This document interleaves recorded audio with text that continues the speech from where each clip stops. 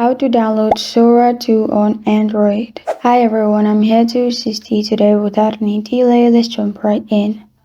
First, open Google Chrome on your device and search Sora by OpenAI at the top.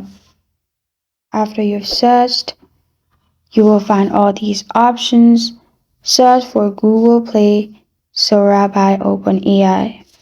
Click on Install.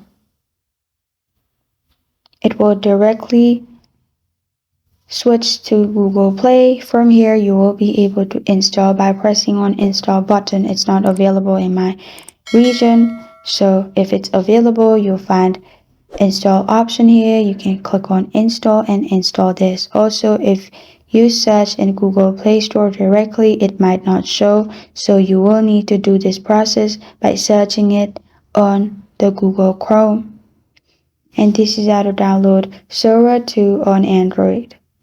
Thank you for joining me today. If this video helps you out, please leave a like and subscribe for more. Got a question or want to suggest a topic, comment below. Thank you for watching.